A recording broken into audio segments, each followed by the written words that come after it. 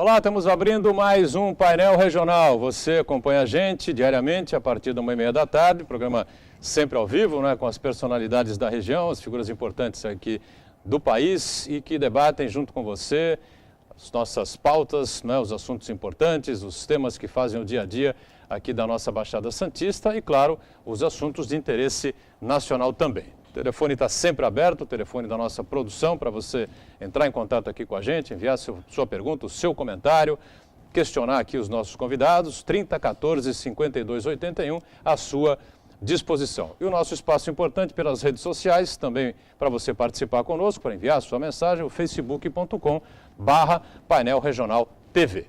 Eu já vou anunciando aqui os nossos companheiros aqui que compõem a bancada do painel regional nesta edição de quinta-feira. O advogado Ayrton Cinto está com a gente mais uma vez.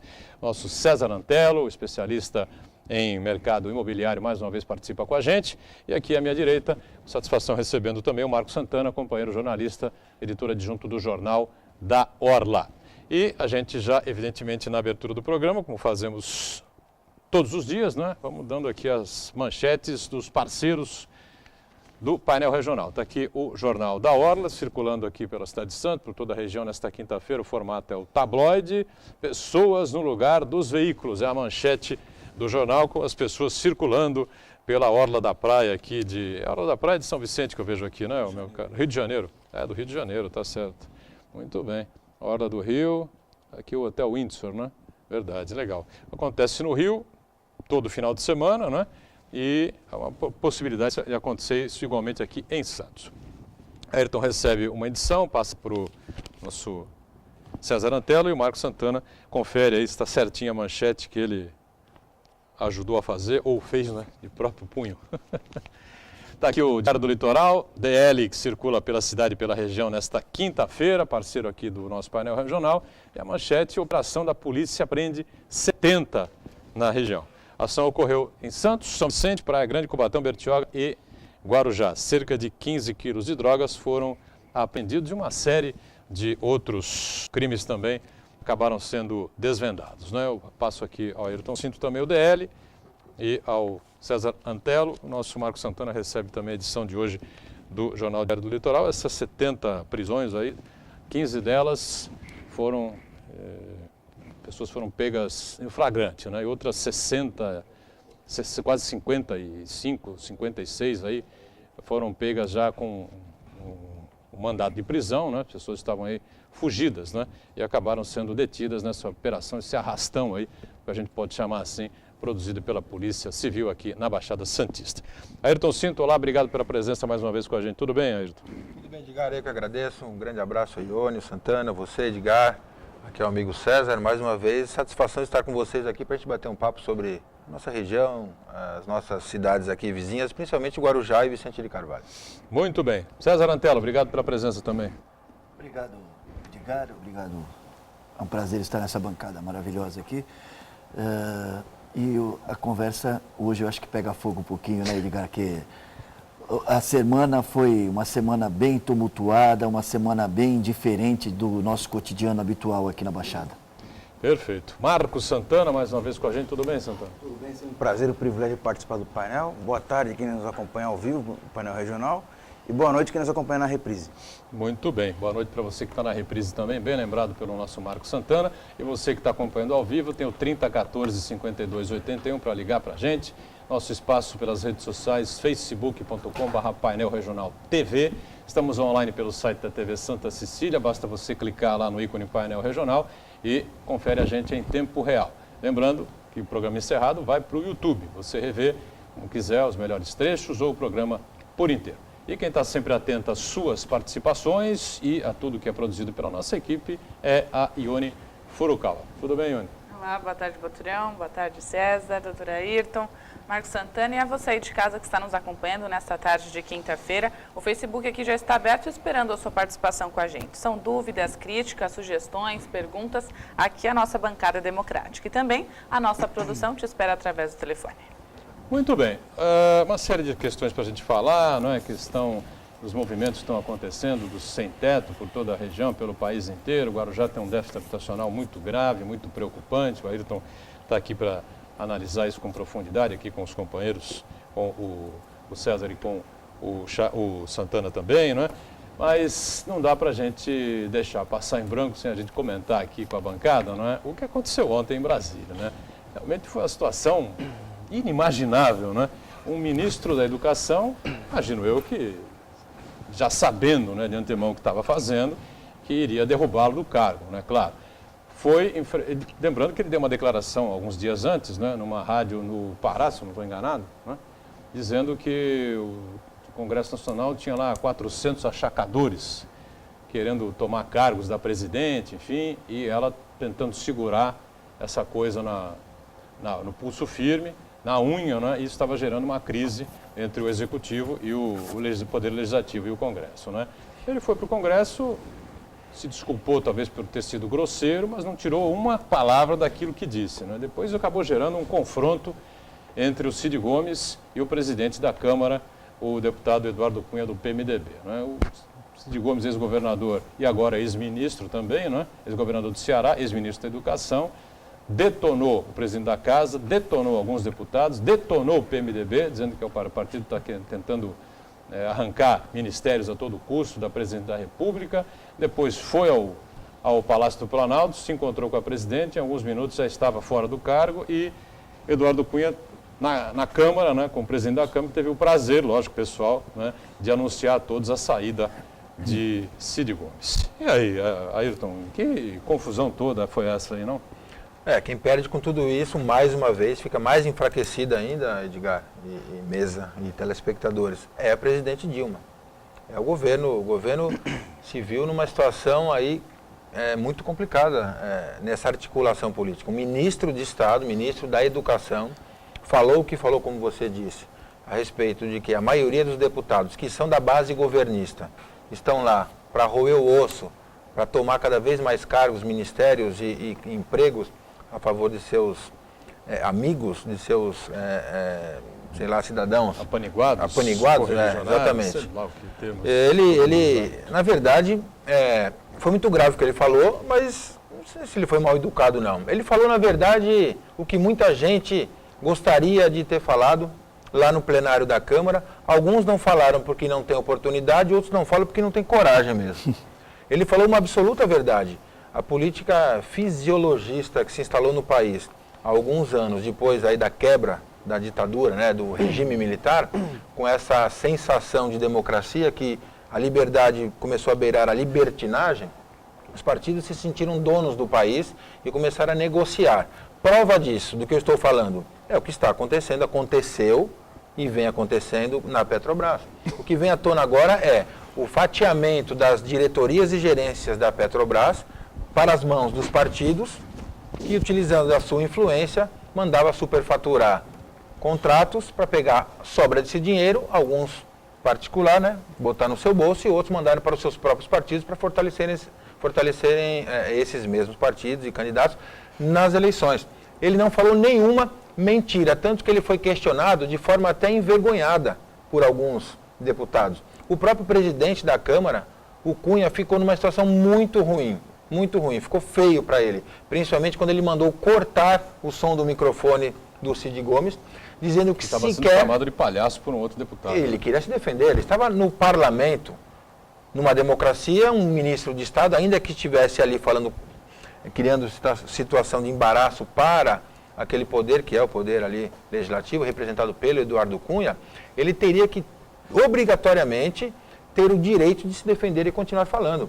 Eduardo Cunha, numa atitude absolutamente autoritária, disse: corte o microfone do Cid Gomes. E mandou esvaziar a plenária lá em cima. Falou que não era local de claquete, o que ele falou? De claque. Tem um grupo ligado ao Cid Gomes lá aplaudindo, né? Sim. Claro que é lugar, sim. Ali é um lugar democrático, aberto, para você falar o que você quiser e você responder pelo excesso. Você não pode ser impedido de falar. Você tem que ter noção que você vai ser responsabilizado pelo excesso que você cometer na sua liberdade de expressão.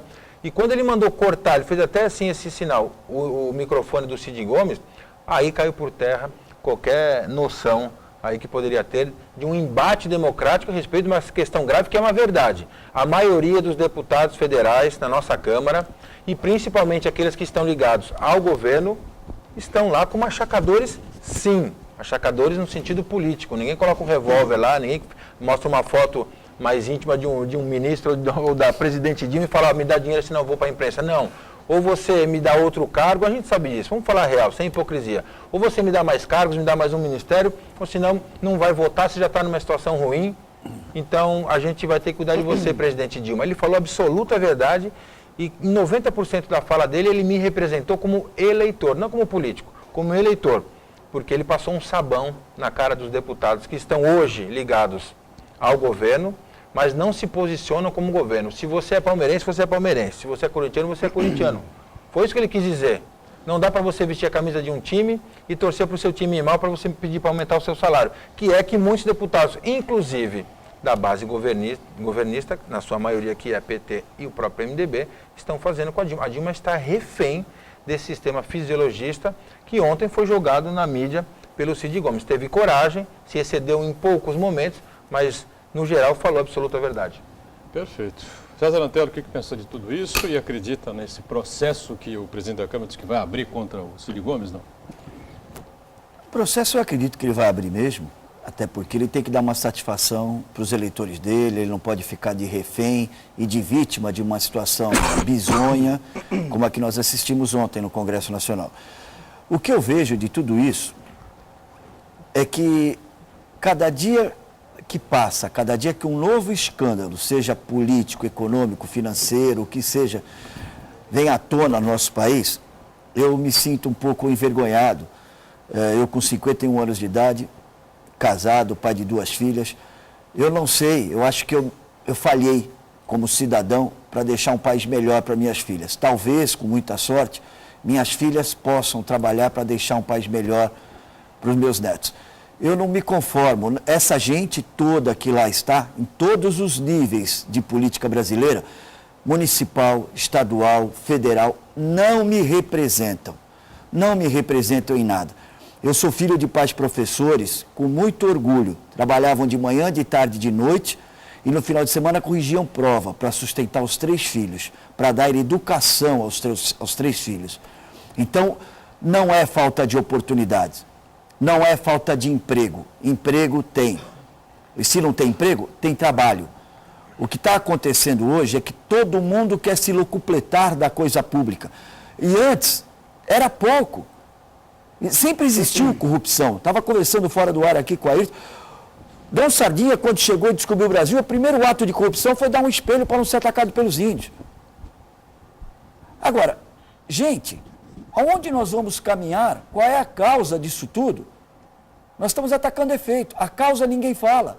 A causa é a falta de educação.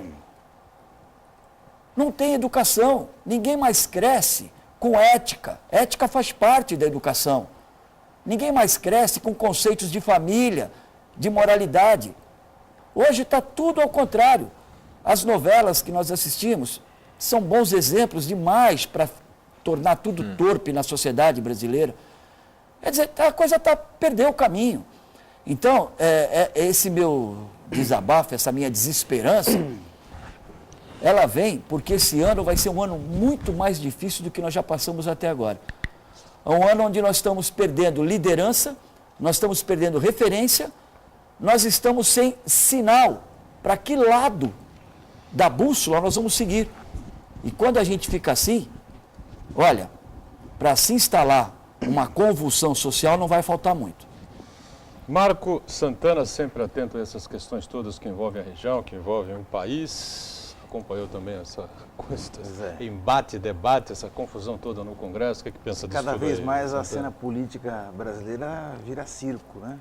Vira circo, para não dizer uma tragédia grega, né? A impressão que me deu é que o Ciro Gomes, quando ele se dirigiu ao... Cid Gomes, né? O Cid Gomes, ele se dirigiu ao Congresso, ele já sabia que ia deixar o cargo. Parece que, por conta da tentativa de arranjo político que a presidente Dilma tentou fazer, Ele imaginou uma situação mais confortável no governo, assumindo uma pasta, com outras perspectivas, uma pasta importante da educação, outras perspectivas, mas logo que ele assumiu o cargo, ele percebeu que teve uma série de dificuldades internas ali, ele percebeu que não ia conseguir fazer o que ele estava imaginando, e a sua própria legenda descobriu também que não ia ter aquele espaço que talvez tivesse sido prometido pela presidente Dilma. Então, acho que ele partiu para o ataque ali, meio que um ataque kamikaze, já sabendo que ele iria deixar o cargo. Agora, na verdade, o que me deu a impressão também de que ele atualizou aquela frase do que o Lula disse quando era oposição, de que havia 300 picaretas com anel de doutor no Congresso. Subiram 100 picaretas por ele ano. deu uma atualizada aí, colocou 400, talvez ele esteja aí incluindo aí alguns petistas que hoje fazem parte do Congresso Nacional na condição de governo, né, de apoio ao governo. Né. O Lula disse isso depois de deixar o Congresso, né? Depois da Constituinte. De 86, quando era pedra, 88, né? Ele não quis se reeleger deputado, né? Preferiu fazer as campanhas pelo Brasil afora aí como candidato oficial do PT, né? Foi nessa época. Virou até música, né, do Paralamas do Sucesso. Né? Então, aí o Cid Gomes deu uma atualizada aí, colocou uma centena a mais aí nessa conta aí, deu uma atualizada na realidade, né? Para colocar uma pimenta nisso, ontem foi preso pela Polícia Federal o prefeito de São Sebastião do Alto, lá no Rio. Né, no Rio de Janeiro, com R$100 mil de propina em dinheiro. Qual é o partido? PT. São Sebastião do Alto? Do Alto. E o prefeito que antecedeu ele, que foi cassado, era petista também. E foi afastado por improbidade. Por improbidade administrativa. Então você veja, olha aonde nós estamos chegando. O guardião, o bastião da moral dos bons costumes da década de 80, 90, que era o Partido dos Trabalhadores, hoje está dando um exemplo de exatamente como não se deve fazer. O PT foi criado na década de 80, eu me lembro, já era representante de classe na faculdade, já brigava, eu já era briguento, eu já era na Rua Centro desde a Cabione, desde aquela época. Todo estudante foi eu era petista um brigante. dia. Então, quem me impulsionou a brigar não só pelos meus direitos da minha família, de quem eu gosto, pelo direito coletivo de uma forma geral, era a figura do Luiz Inácio Lula da Silva. Meu pai era metalúrgico na Volkswagen. E o PT foi criado, eu me lembro, vamos resumidamente a história do PT, pode alguém me corrigir no ar, não tem problema não, pode brigar. Sob dois aspectos, dois rumos principais. Fazer justiça social, melhorar a distribuição de renda, atacando a corrupção no país que estava sangrando essa nação. Esse era o mote da criação do PT na época. Das liberdades. Então, A frase do rouba mais faz foi do a defesa das liberdades e tal, mas acoplado a essa questão de distribuição de renda, de melhoria da vida do brasileiro, na ponta do lápis, melhorar de verdade, não só a questão da liberdade, ter a liberdade de falar o que pensa e não responder por isso, desde que não pratique um delito previsto em lei, claro, né, fora a época da exceção. O PT nasceu, eu me lembro, que foi repetindo e finalizando a minha participação no tema agora, para distribuir renda, melhorar a vida do país, porque era um país rico que concentrava a renda por causa da corrupção. E agora a gente vê o que está acontecendo. Então, eu acho que não é que o PT acabou.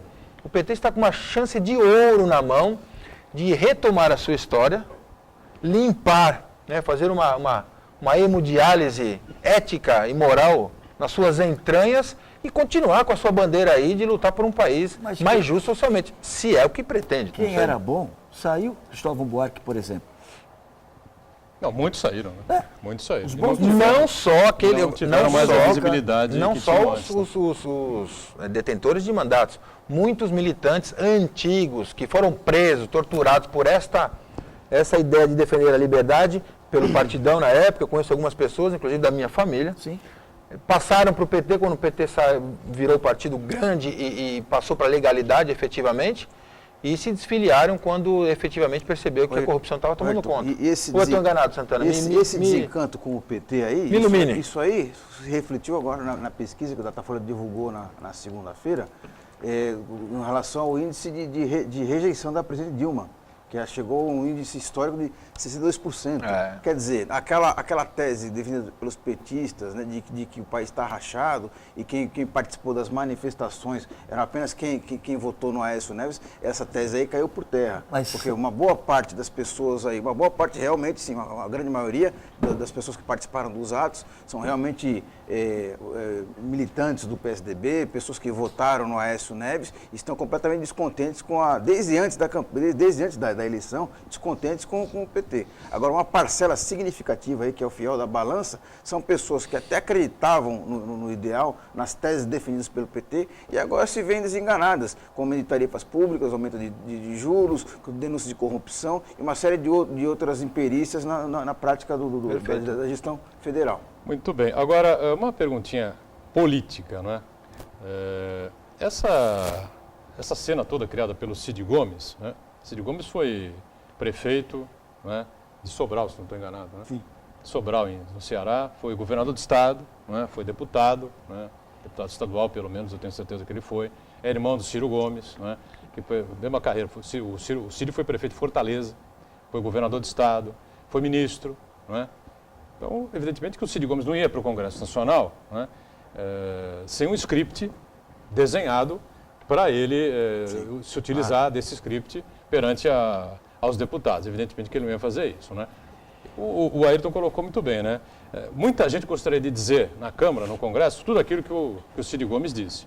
Agora, depois de tudo isso, depois de toda essa cena aí, o Cid Gomes está morto politicamente, né?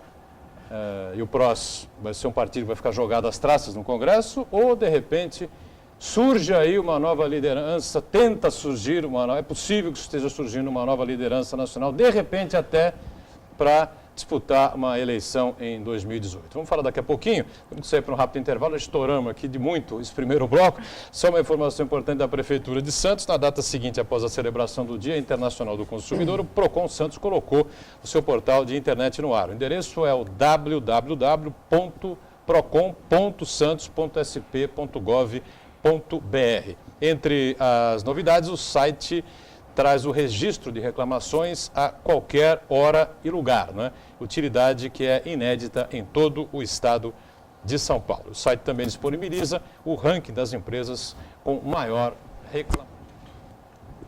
Muito bem, segundo bloco aqui do painel regional, com as presenças do Ayrton Cinto, do César Antelo, do nosso Marco Santana e também, claro, a nossa Ione Furukawa acompanhando aí as suas participações, a produção da nossa equipe aqui. 3014-5281, facebook.com/painel regional TV. Antes da Ione já trazer as primeiras participações do telespectador, aquela pergunta que eu deixei no ar. Santana, você acha que é possível que o Cid Gomes tenha se colocado no quadro nacional ou não dá para tanto? Ainda é prematuro a gente desenhar candidaturas, mas ele claramente ele quis firmar uma posição, né? Então ele, vamos dizer, saiu bem na foto, né? Ele saiu de cena, mas saiu bem na foto. Vai adotar o seguinte discurso: eu fui tirado, eu saí do governo porque eu falei que lá tem picareta, que lá tem achacadores. No Congresso tem picareta, no Congresso. Então ele vai sair com esse discurso. Então isso aí ele acaba se cacifando politicamente. E agora, ainda assim, ele vai ter dificuldade porque ainda não é um nome nacional, né? Então essa que é a grande dificuldade, não só dele, do PROS, como de diversos outros partidos, que não tem um nome nacional para fazer frente a outras candidaturas que vão ser postas na sucessão da Dilma Rousseff. Lembrando que o presidente da Câmara, Eduardo Cunha, disse na TV Cultura, no Roda Viva, na última segunda-feira, que a corrupção vem do Executivo, não do Legislativo. Deu lá... fez lá as considerações dele, né, e tentou provar por A mais B que no Legislativo não há corrupção, que a corrupção vem do Executivo, retroagiu no tempo, e jogou Fernando Henrique, como o Fernando Henrique Cardoso tivesse criado uma legislação que abria a porteira da Petrobras para a corrupção. O ex-presidente Fernando Henrique respondeu depois, numa nota oficial da sua assessoria, enfim. Bom, a questão do Cid Gomes, para a gente fechar aí. Abrindo uma porta para uma possível corrida sucessória ou não dá para isso? Bom, primeiro que ele é um político absolutamente experiente. Uma família de políticos. E você fez o currículo dele aí, né, Edgar? Obviamente é inquestionável aí a vida pública, a experiência, a condução da vida pública do Cid Gomes. O último político que falou que na Câmara tinha um monte de picareta e acharcador virou presidente, que foi o Lula. 300 picaretas. O Lula falou, quando saiu da Câmara, ele foi esperto, ele saiu da Câmara e falou, aqui tem um monte de picareta. Virou presidente, virou música, virou bordão, não sei. Que ele marcou, Santana, a posição, o Cid Gomes, com esse ato, absolutamente calculado, friamente, muito bem calculado, tenho certeza disso, porque ele saiu como se fosse, ele entrou como se fosse um Dom Quixote, saiu como se fosse um Dom Quixote. Ele saiu, entrou no carro, sozinho, dirigindo o carro dele. Aquilo também é calculado, tenho certeza que isso faz parte Aliás, de foi um acompanhado na íntegra, Por um o repórter. tempo todo, pelo repórter, Pelo Camarote. comentarista Gerson Camarote, da Globo Globo News. Será que foi sem querer? Será que ele pediu ou não? Será que ele permitiu? Foi sem querer? Curioso, né? Óbvio que não. Isso foi calculado. Agora, méritos dele. Agora, aí, que ele marcou posição no cenário aí, político eleitoral daqui para frente, Edgar, tenho certeza que sim. O tamanho dessa posição, desse quadrado que ele marcou, só o tempo vai dizer. Você acha, César, também? Eu faço minhas palavras do Ayrton e do Marcos também. Isso foi estrategicamente planejado, minuciosamente calculado. Agora, aonde se quer chegar é que nós podemos devagar, ter uma ideia, mas tudo leva a crer que é o fortalecimento do PROS, com a angariação de dissidentes que não querem colocar a mão nessa lama negra que está aí no Congresso hoje, pelo Executivo, pelo Legislativo, e eu acho que isso é visando, claramente 2018. Eu não vejo por onde. Passando, diga-se de passagem, por 2016 agora. As eleições municipais. Ione, participações aí com a gente? Fique à vontade. Primeira pergunta do José Roberto, ele é da Vila Tupi. Convidados, por que quando o Lula disse em 1993 que tinham 300 picaretas no governo, no Congresso Nacional, ninguém fez nada? Agora que o ministro falou em 450, querem puni-lo de todos os jeitos. Por quê? Bom, primeiro que o Lula era uma figura muito poderosa, muito forte, não é? Que já naquela época, né? Era uma liderança incontestável, né? Que havia sido candidato a presidente, inclusive. E aí, Eu Santana? tenho a impressão que eu acho que ele chegou a ser processado, mas a denúncia não nada. foi aceita. Eu acho. Por que será? O contexto era diferente também, né? É verdade. O volume de corrupção que tinha hoje, que tinha na época, não é o volume de corrupção que está vindo à tona. Então, qualquer espirro hoje estoura um barril de pólvora. E nessa época não foi quando teve os anões do orçamento? Foi justamente Não, nessa época? os não? anões foi Os anões foi em aquele 92. João Alves, né? 1992. Então, ele Jesus falou isso ajudou ele a quando? ganhar na O Lula loto. falou isso quando? Eu acho que é um erro aí de 1996. Não, foi acho que 98 foi a 1900 Constituição, foi depois de 98. Foi 88. 88, 1988. Talvez o Lula tenha até se O referido Lula à foi época. deputado de 1987 a 90. É, E não quis 89. a reeleição. Ele concorreu à presidência da República como deputado, né? Aí não quis mais, Isso. aí saiu para as caravanas aí do Do PT, Lula. correndo A verdade o é o país seguinte, inteiro. a verdade é o seguinte, naquela época não bateram no Lula porque ele estava em absoluta ascensão, ele era como foi reconhecido efetivamente, porque foi eleito e reeleito, como uma pessoa que podia salvar o Brasil. Então, ele era bater no Lula imaculado, naquela época, imaculado, bater no Lula naquela época é uma coisa, você bater uma história hoje... de massa de bolo, né? Exatamente. Quanto mais bate, mais... Agora, cresce. hoje, Aconteceu com ele. hoje é a própria... Não é só uma crise moral, uma crise política que passa o Executivo. O próprio Legislativo hoje também, nessa avaliação que teve do Datafolha, está lá embaixo. O que é muito ruim, muito perigoso. Porque isso vai tornar as relações cada vez mais promíscuas, entre aspas, eu posso dizer, entre o próprio Executivo e o Legislativo, porque cada um vai querer se salvar. É esse o medo que eu me referi no início do programa, de nós perdermos, não tem liderança, não tem... É uma manada louca, acéfala, cada um indo para um lado. Não tem um pastor que guie e fale, é por aqui que tem que ir. Então, as instituições, elas estão perdendo notoriedade, estão perdendo valor moral, ninguém acredita em mais nada. Alguém acredita em qualquer instituição hoje do Brasil? Não acredita. E essa desesperança leva a um risco muito grande de uma convulsão social, gente.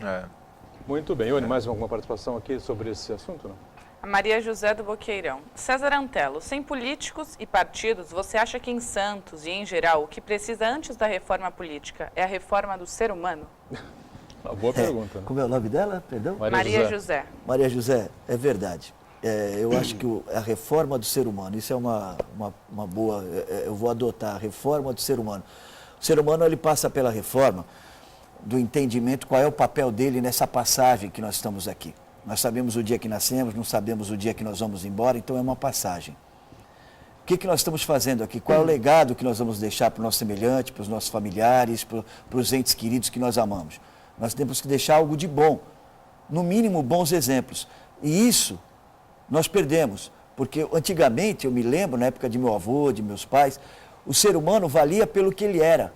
Hoje não é assim, hoje é pelo que ele tem. Para ter, a corrupção é o caminho mais fácil, para ter a perda da moralidade é o caminho mais fácil, as pessoas estão se vendendo para o diabo por qualquer migalha de pão. Troca de voto é a maior prova disso. Por camiseta, por Bolsa Família, por dentadura. Ninguém mais pensa em progredir na vida ou ascender socialmente de uma forma contundente, de uma forma de base. Não, as pessoas querem ganhar o fácil. Então a reforma do ser humano, que aí eu diria, vou acrescentar a sua frase, a reforma da sociedade. E ela vem através da conscientização de programas como esse, democrático, que a bancada livre pode expor o que nós pensamos. E acho que isso também nós estamos passando, vamos galgar degraus como sociedade. Através da democracia, nós vamos conseguir sim. E isso devemos muito a pessoas como você que tem esse feeling de entender e passar essa ideia para diante. E eu conheço a Maria José, ela já se apresentou a mim um dia, acho que foi na farmácia, né? Foi falar comigo, olha, eu sou a Maria José do Buqueirão. Eu falei, como vai? Tá boa, tudo bem? Continua com a gente aí. Gostamos muito das suas participações. Bom, olha, mais alguém aí, Ione, para a gente fechar esse tema aí? Do dia Vilas Boas, né? Um prefeito, um governador ou um presidente conseguem governar sem fazer uma concessão parlamentar? E por que o eleitorado não assume a responsabilidade de ter votado errado? Acho que o eleitor precisa fazer um curso primeiro. Bom, aí passa pela questão educacional que o César Antelo bateu no bloco anterior, ou não, Santana? Exatamente, porque o cidadão comum, ele tem a tendência de sempre imputar a responsabilidade no político, como se não tivesse nada a ver com aquele processo, como se os parlamentares, os governantes do executivo fossem ungidos de um poder sobrenatural nas cadeiras, quando não, quando na verdade é o resultado do voto popular, da escolha de cada um.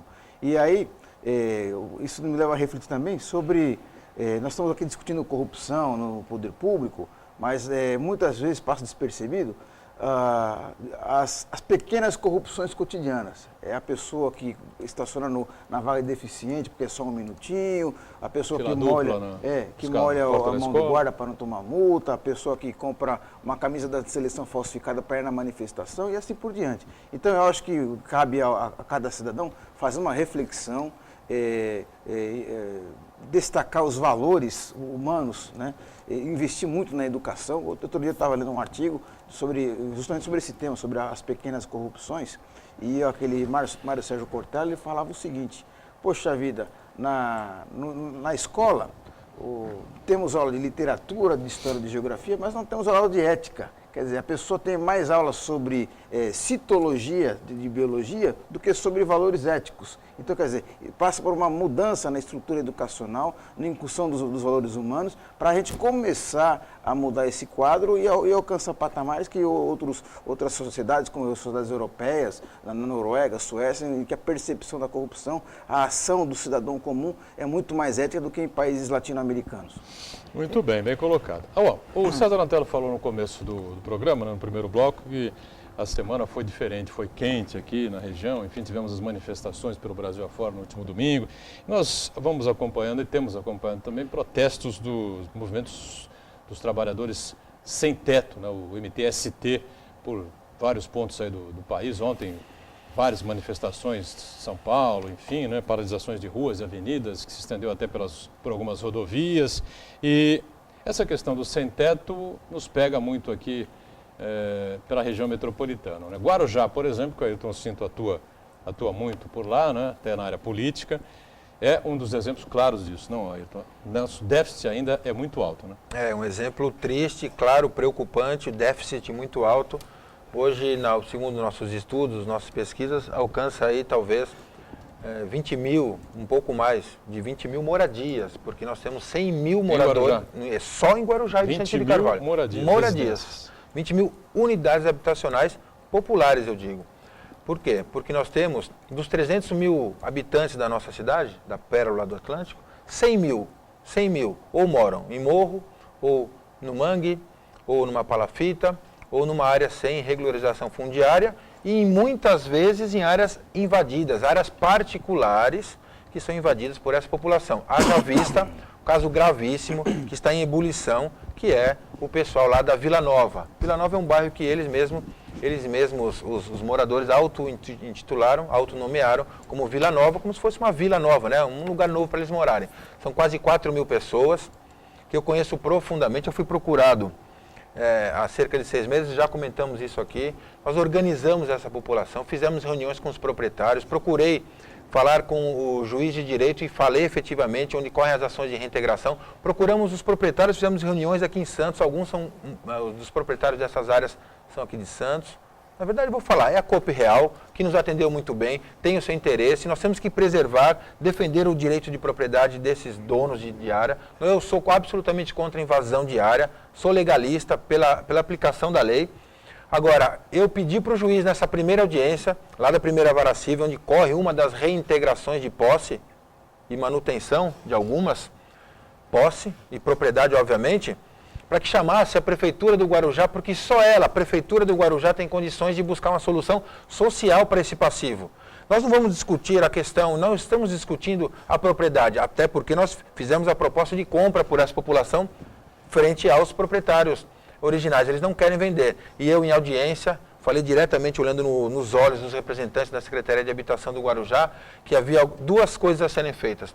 A primeira é a tentativa de um reconhecimento através de um decreto daquela área de zona de interesse social e, a partir daí, a desapropriação e o pagamento em valor de mercado para os donos da área, para a gente assentar essa população. Eu me dispus a fazer o cadastramento desse povo todo, a procurar o Ministério Público, fazer um termo de ajustamento de conduta para mantê-los lá até que a gente possa, com a ajuda da Prefeitura, construir um bairro para eles. Caso contrário, são 4 mil pessoas, quase 1.000 famílias, que quando receberem a ordem de saída, de reintegração, terão que cumprir. Nós somos cumpridores da lei, esse povo é ordeiro e trabalhador também, vai cumprir. Mas eles vão para onde? E eu recebi a resposta na frente de um juiz da Prefeitura do Guarujá, dizendo que a prefeita do Guarujá não tem interesse em participar do processo porque é uma área particular. E eu disse que tem obrigação de participar porque tem um passivo social que deve ser cadastrados, colocados no aluguel social para tentar resolver essa questão e tentar esse decreto de desapropriação.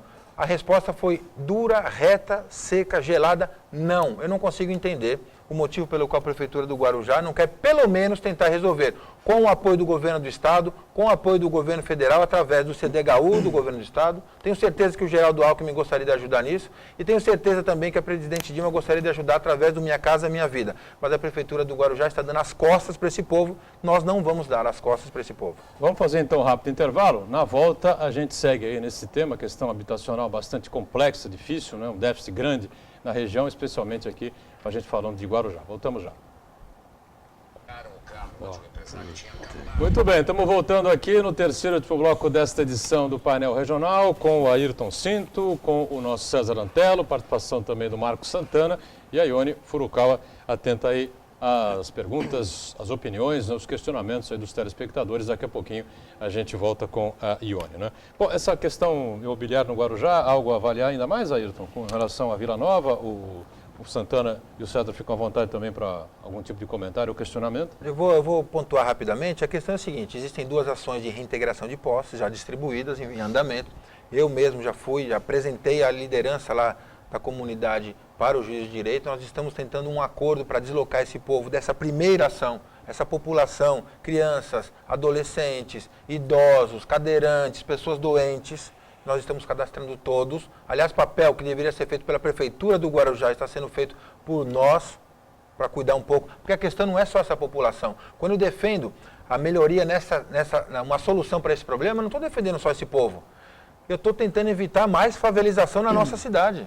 Que a gente não vê ações proativas nesse sentido. A Prefeitura do Guarujá fica gastando milhões de reais na mídia aí nacional, na mídia regional, promovendo aí informações meio verdadeiras, no sentido que está fazendo um mau plano habitacional. Nesses últimos 7 anos de governo, ou 6 anos e meio do governo atual, foram entregues lá 200 casas, 300 casas.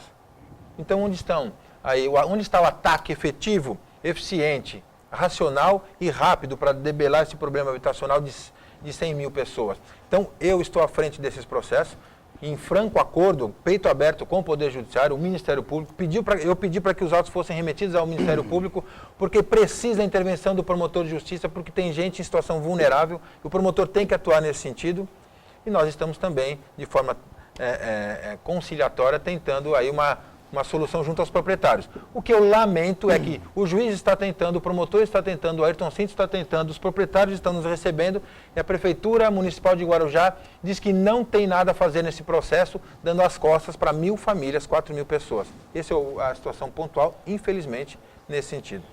Eu acho que a Prefeitura, como poder público, o que ela deveria fazer para minimizar esses efeitos de pessoas que estão sem teto, sem nada, é a geração de renda. Porque só há invasão porque o cidadão não tem condições de compra do seu imóvel, seja mais em conta, seja mais caro, seja o que for. Aí o governo faz esses programas habitacionais, Minha Casa Minha Vida, o nome é até pomposo, bonito, até poético, mas não funciona. Por quê? Porque só gera condições de corrupção para empreiteiro encher a burra, ganhando cada vez mais dinheiro, colocando o material de 15ª categoria, as casas são entregues com vazamento, com rachaduras, quer dizer, não tem condições. E não tem, cadê o Ministério Público também para verificar esse tipo de atuação do Minha Casa Minha Vida? Gente, para onde nós estamos caminhando? Eu volto a falar. Então, tudo fica brigando pelos efeitos. A causa é, se a população tivesse renda, tivesse condições de trabalho, começa pela educação.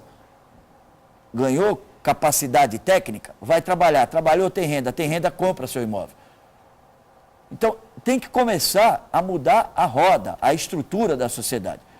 Porque tudo isso gera só celeuma, gera indignidade humana e não gera nada de bom para uma cidade que foi considerada nos anos 80, hoje só tem o título, mas não é mais, a pérola do Atlântico.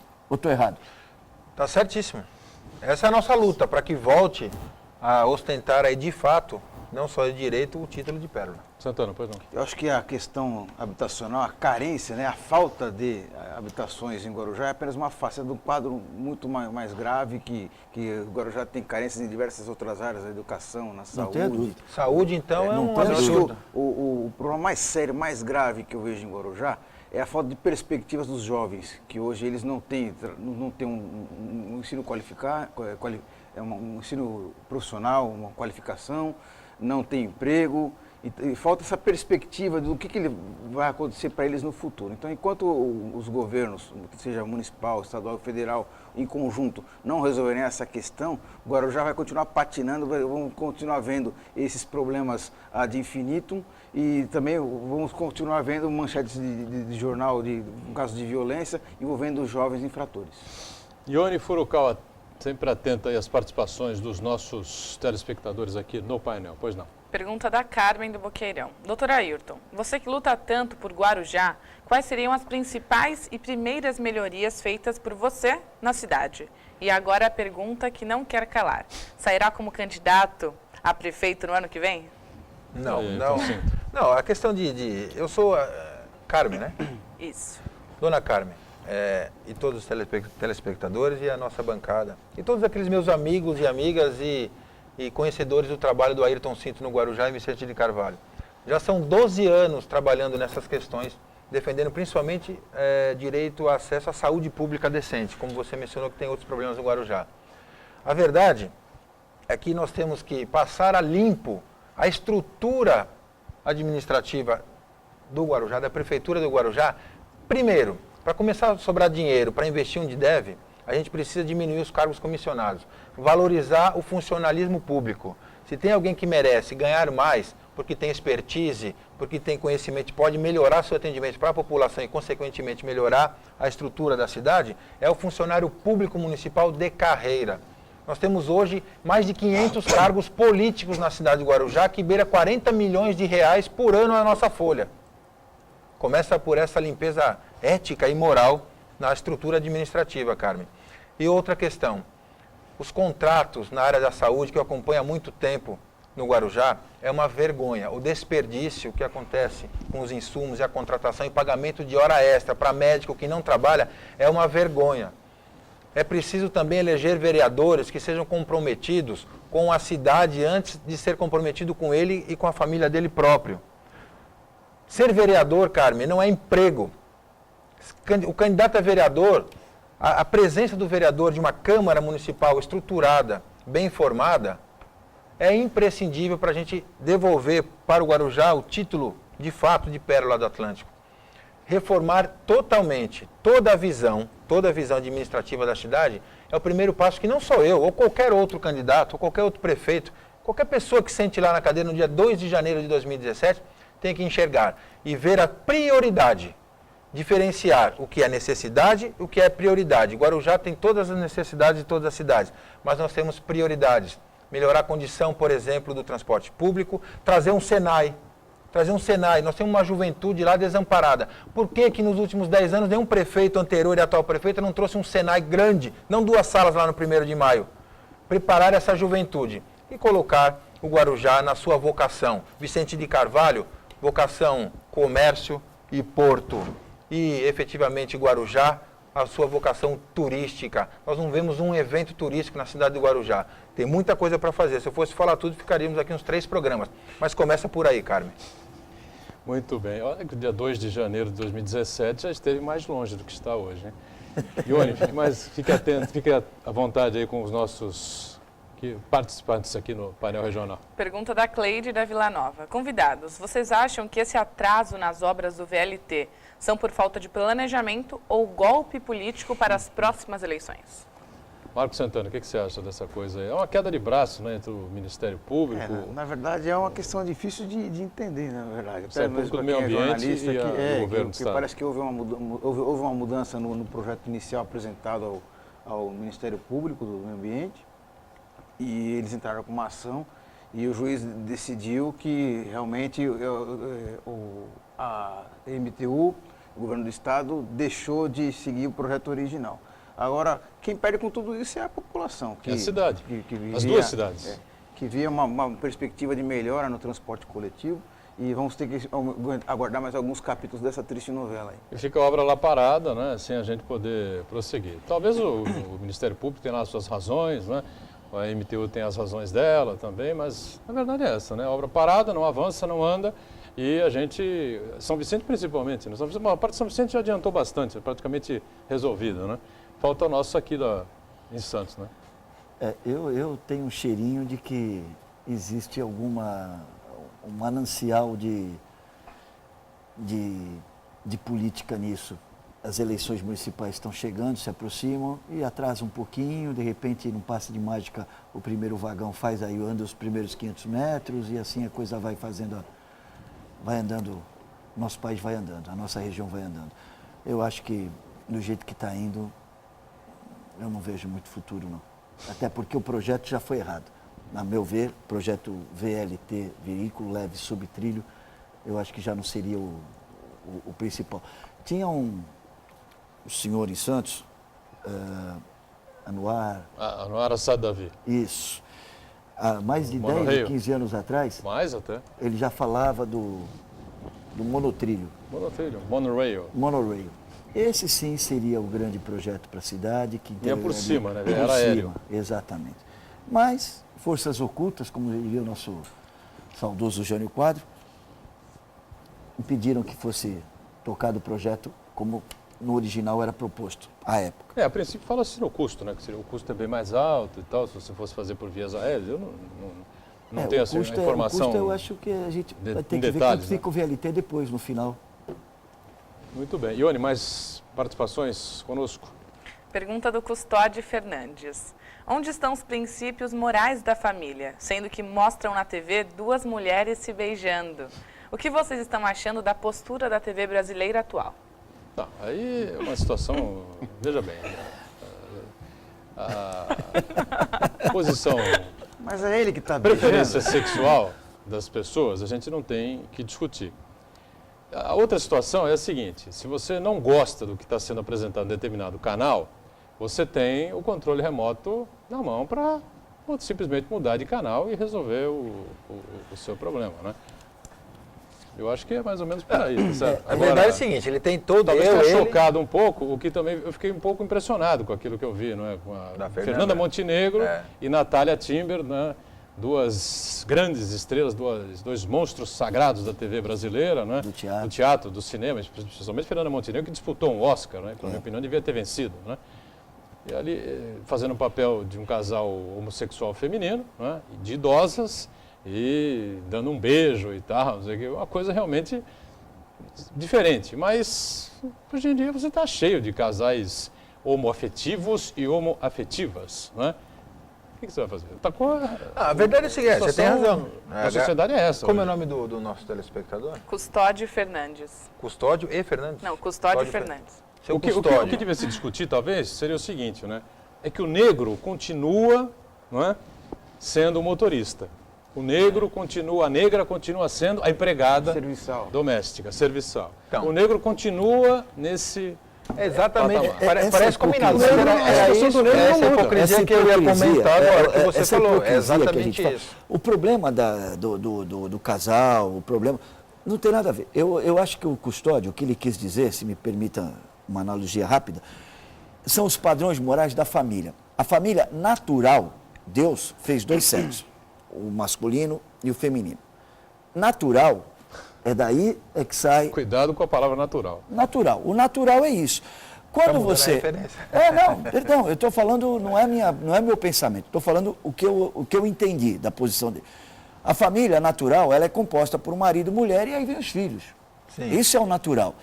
O que não é o natural, que não é da natureza humana, que é o artificial, é o direito do cidadão, casal homoafetiva, como o Edgar bem colocou, até de adotar uma criança, ter um papel social, tudo isso é válido. Não tem... O problema está no uso dessas ferramentas e no uso disso para se angariar dinheiro e deturpar toda uma moralidade de uma sociedade que anda carente de valores éticos e morais. É essa a questão. A questão é perfeito. É assim, só rapidamente, dá só um pitacozinho. A questão não é ser natural ou antinatural, se Deus criou ou não criou, se está na Bíblia, se não está na Bíblia. A questão é que é um direito à livre escolha da pessoa fazer o que quer da sua vida, do seu corpo. Como bem ele entender, como lhe dá prazer, como ele se sente bem. Você não é obrigado a aceitar, você não é obrigado a apoiar, disse meu amigo Edgar. Não gostou, muda o canal. Isso. Mas uma coisa, Custódio, a gente é obrigado a respeitar. E essa inversão de valores, que eu vejo, por exemplo, o pai matando a mulher que matou o filho, que tomou dinheiro da sogra, que estava doente. Eu vejo algumas coisas na televisão, Rapaz em Bertioga estuprou. Então, muito mais grave. O problema não é se o cara é gay ou não é gay, se a mulher é lésbica ou não é lésbica, não é esse o problema do país. Esse é o ponto do Custódio. Eu acho assim, a moralidade agora, a moralidade... não pode confundir essa coisa. Não é questão moral. Ficaríamos um programa inteiro aqui discutindo, debatendo isso. Não dá tempo, mas em cima da hora. Pra gente matar. Rapidamente. A questão, Custódio, não é de moralidade, é de opção. Você não gosta, todo o direito de não gostar. Mas respeitar, a gente é obrigado. Seu Custódio, com todo respeito, eu acho que tem outras coisas muito mais importantes para você se preocupar. Ninguém está obrigando o senhor a beijar um homem. Então eu acho que cada um tem a liberdade de escolha e de orientação sexual. Vamos para o finalzinho aqui do painel regional, agradecendo as presenças sempre importantes aqui do Ayrton, do César Antelo, do nosso Marco Santana, a Ione sempre acompanhando a produção do programa, a sua participação. Segunda a sexta, 1h30 da tarde ao vivo, reprise 8 da noite, sábado uma edição 3 da tarde e uma outra 5 da tarde no domingo. Obrigado.